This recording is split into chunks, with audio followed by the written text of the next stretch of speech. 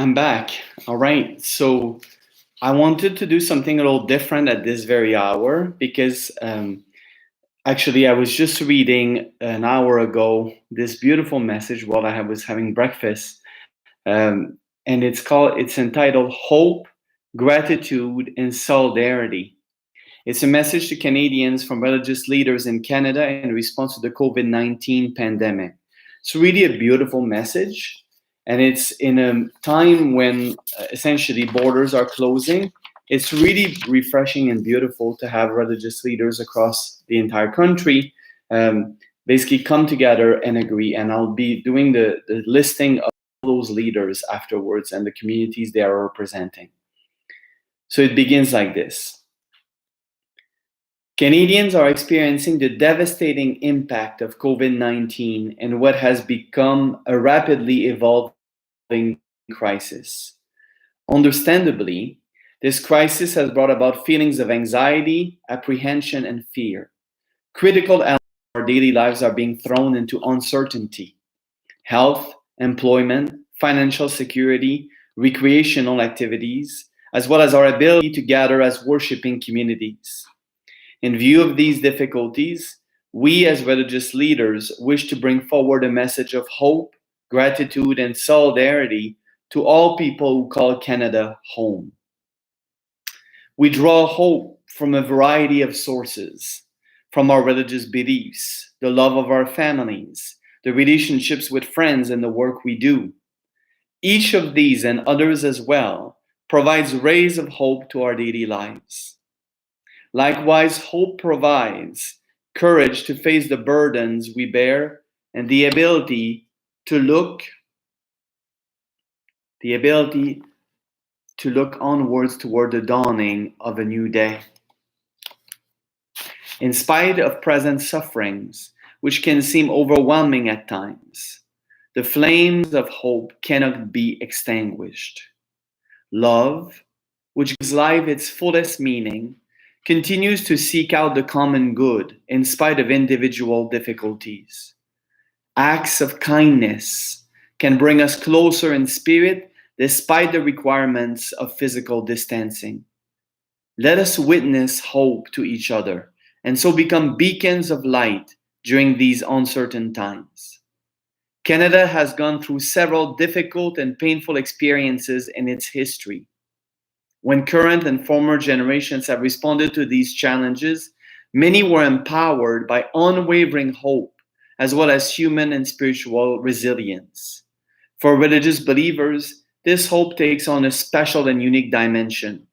It assures us of the caring embrace of the Creator, a sacred relationship sustained by prayer and which flows into our human relationships, whereby we care for one another and bear each other's burden.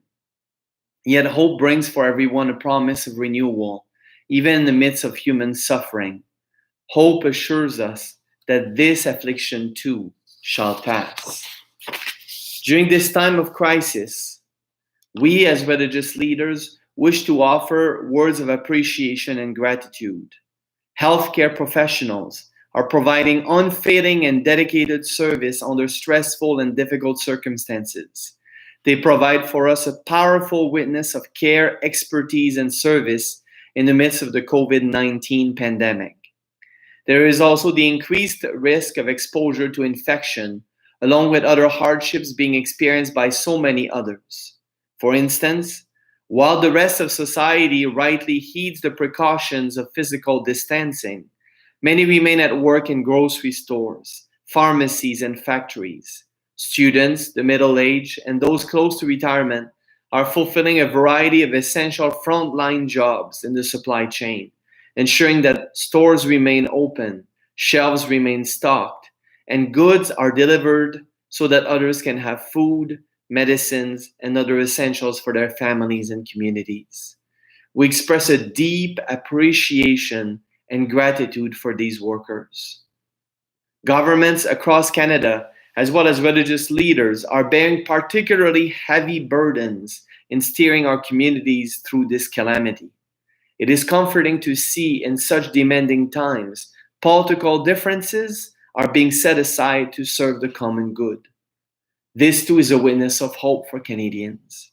For all these acts of generosity and dedication, let us add our expressions of gratitude for the important work of the diverse leaders of our country. We urge all people in Canada to listen and follow attentively the directions of our public health officials and government leaders. We, as religious leaders, pledge to lead by example. We all must act together in confronting this virus. Let us not forget those in our society who, prior to COVID-19, were already vulnerable to health and social ailments. As religious leaders, we raise our collective voices to highlight the necessity for greater attention to the homeless, the incarcerated, the elderly, and those already suffering from social isolation. We remember too those people, especially women and children who face abuse and violence, who are not safe at home, violence as stress increases. We must never overlook or exclude these groups from our planning, preparedness, and response to this pandemic. We are particularly mindful of First Nations, Métis, and Inuit communities, including isolated northern communities, who were already facing pre-existing challenges and for whom the COVID-19 outbreak could prove singularly devastating. Likewise, we need to remember the needs and vulnerabilities of the many refugees and migrant workers who have come to Canada seeking safety and security. Charitable organizations in Canada will face greater challenges during this time of crisis and will need greater assistance from governments so as to continue their vital work. This is a time for human solidarity. We all need to pull together. It is essential to carry out the practical requirements to limit the spread of this virus. It is also important to maintain a posture of attentive caring towards our neighbor. This includes care and solidarity for the global community who face this crisis with far fewer resources than those accessible to Canada. This is a time for us to draw closer to God. Religion and spirituality can indeed contribute to building people up, to providing a sense of meaning, inner strength, new horizons, and openness of hearts. As religious leaders, we wish to emphasize, especially in times like these, the power and importance of prayer. We earnestly pray for healing, for the continued efforts to relieve human suffering, and for perseverance throughout these challenging times. As history records these moments for our country's future, let us pray that in the face of COVID-19, we respond with an abundance of hope, gratitude, and solidarity, trusting in a loving and ever merciful God, the source of all hope. And now I want to list to you all the people, all the religious leaders that have signed on to this representing their communities. It's remarkable. Reverend Kenesha Blake Newell, itinerant elder, African Methodist Episcopal Church. Farhan Iqbal, missionary, Ahmadiyya Muslim Jamaat, Canada. Reverend Shane B. Jensen, Archbishop of the Anglican Catholic Church of Canada. The Most Reverend Linda Nichols, Archbishop and Primate of the Anglican Church of Canada. Reverend Father John Benjamin Vic Paradero, OMHS, and Reverend Father Jose Mark John Jamili, OMHS, Apostolic Catholic Church of Canada. Reverend Wesley E. Mills, President of the Apostolic Church of Pentecost of Canada, Incorporated.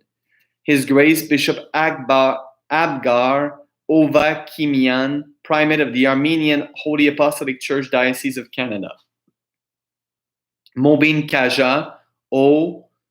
Ont, President of the Association of Progressive Muslims of Canada. Kevin Schular, Executive Director of the Baptist General Conference of Canada. Charles Machinter, Executive Director of Be in Christ Church Canada.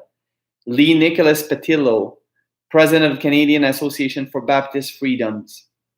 Major General Guy J.J. Chapdelaine, OMM, CD, QHC, Chaplain General of the Canadian Armed Forces. Reverend Dr. Terry G. Smith, Executive Director of the Canadian Baptist Ministries. Dr. Peter Reid, Executive Minister of the Canadian Baptists of Atlantic Canada. Reverend Tim McCoy, Executive Minister of the Canadian Baptists of Ontario and Quebec. Reverend Rob Ogilvie, Executive Minister of the Canadian Baptists of Western Canada. Dr. Adriana Barra, Executive Director of the Canadian Centre for Ecumenism.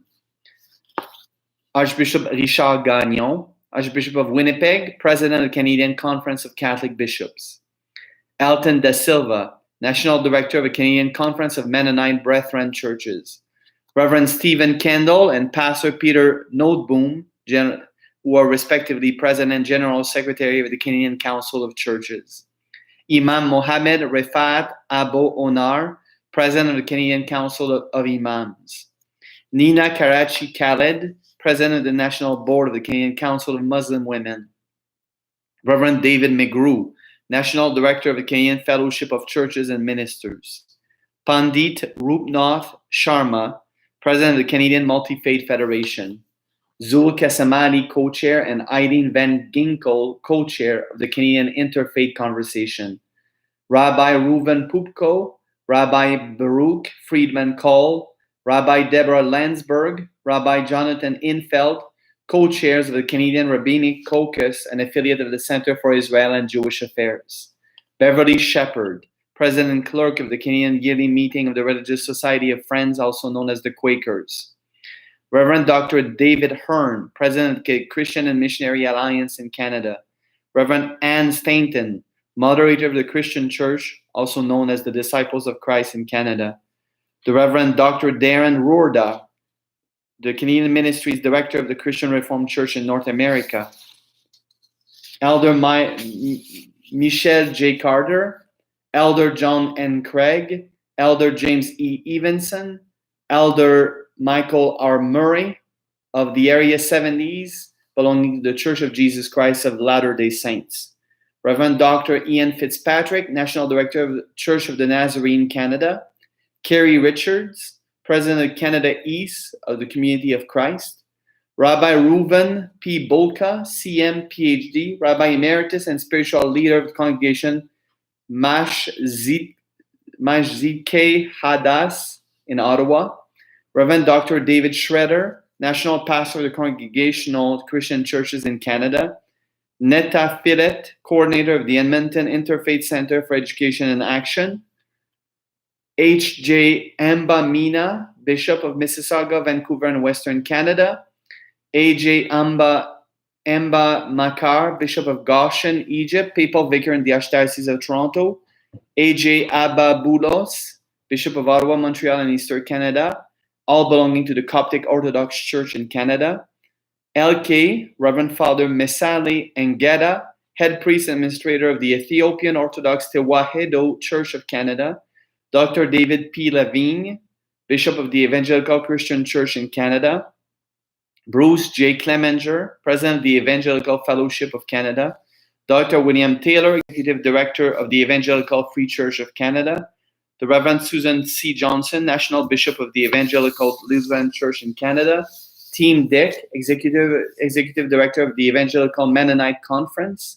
Reverend Stephen F. Jones, National President of the Fellowship of Evangelical Baptist Churches in Canada.